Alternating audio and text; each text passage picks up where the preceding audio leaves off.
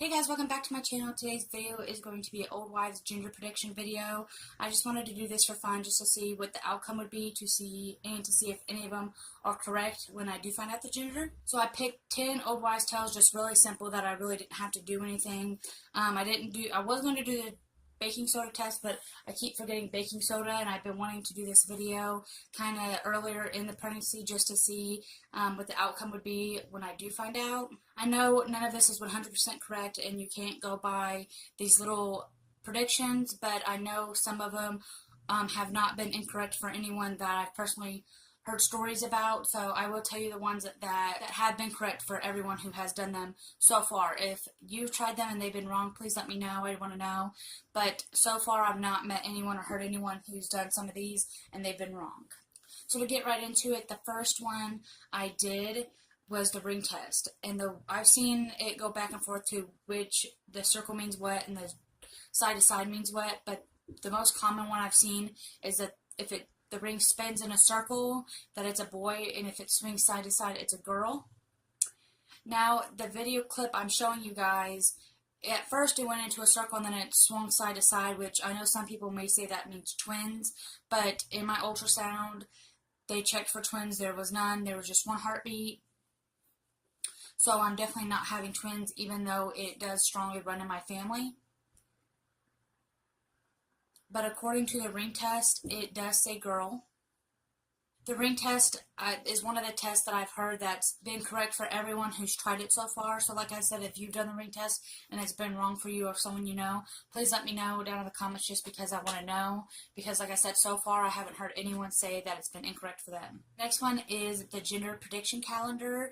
I have looked up a couple variations of them, like all over the internet. Like when you Google search it, there's like just a bunch of them.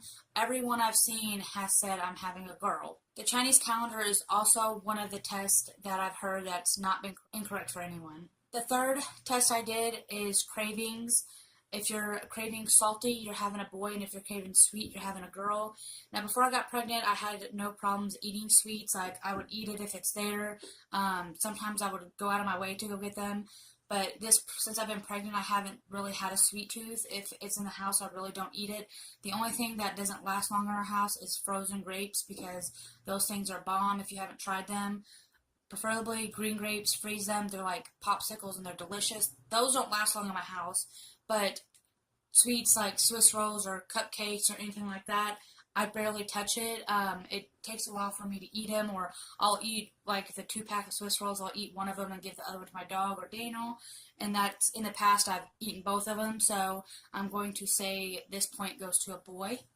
I say boy because I have been eating more chips and pretzels and stuff like that. Not a whole bunch of them, but that's what I usually tend to snack on when I want a little snack, or when I'm craving something. I go towards something salty. The next old wives' tale is moody versus mellow. If you're moody, you're having a girl. If you're mellow, you're having a boy. The pregnancy hormones didn't kick in for me till around 5 or 6 weeks, and ever since then I've been an emotional roller coaster, so I'm going to say that point goes to a girl. The next one is morning sickness. If you've been sick, you're having a girl. If you have not had any kind of sickness, you're having a boy, which this one I've heard a lot that is always incorrect for a lot of people, or is correct for some people, but I've heard some people that has all girls saying they've never been sick, and then I've had some people say that they've had they're pregnant with a boy, and they had sickness through their whole pregnancy. So this one's not correct for a lot of people. So I haven't had morning sickness every single day, but around what hit me around 5, 6 weeks morning sickness. Not every single day I throw up, but every day I do feel very nauseous. So I'm going to say that point goes to a girl. Now, I've never heard of this one before until I was Googling old wives' tales, and it's your conception month plus your age. If that equals out to be an odd number, it's a boy, and an even number, it's a girl. I'm pretty sure that we conceived in August, so that's month 8, and I was 23 years old, so that would be 31, so that would mean a boy. The next one, I don't think it's an old wives' tale, but it was on the list, and it's mother's intuition. That's just what I feel like I'm having. I'm hoping for a boy, and I keep having dreams of having a little boy, but for some reason I keep feeling like I'm having a girl, so I'm just going to go ahead and say that point goes to girls. This one, even when I got my ultrasound and the ultrasound lady told me The heartbeat, she even said that means girl, like you can't go by that, but she's like, you know what that means?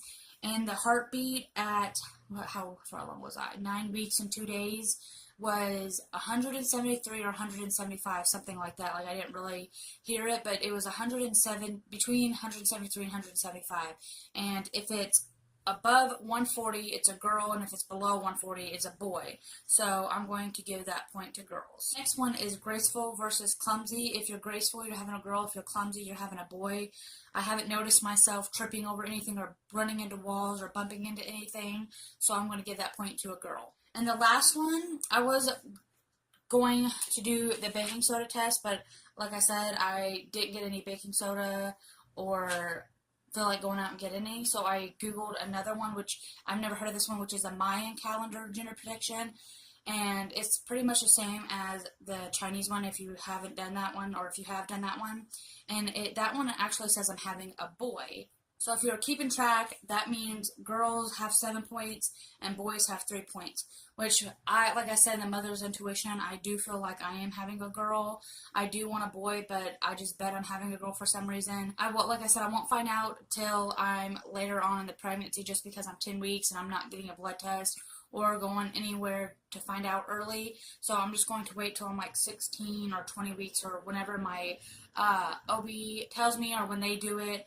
I'm not going to pay out of pocket for it when insurance will cover it, and I feel like if I find out now, it'll make this pregnancy drag on more. And I do plan on doing a gender reveal video on here. I'm not planning on doing a gender reveal party just because I don't feel like having a party just to say if I'm having a boy or girl or not. I'd rather go and tell people individually in a special way, or just telling them. But I do plan on doing a little video on here. I am dyeing my hair. If you've watched past videos, dyeing my hair the color of the gender. I am using a safe hair dye.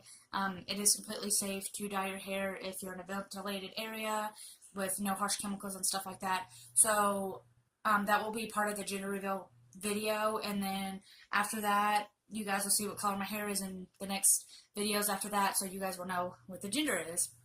But if you like it, please give it a thumbs up, and like I said, if you have any experience with any of these gender predictions, please let me know down in the comments and how they went for you and what the outcome was. And I'll see you in my next video. Bye, guys!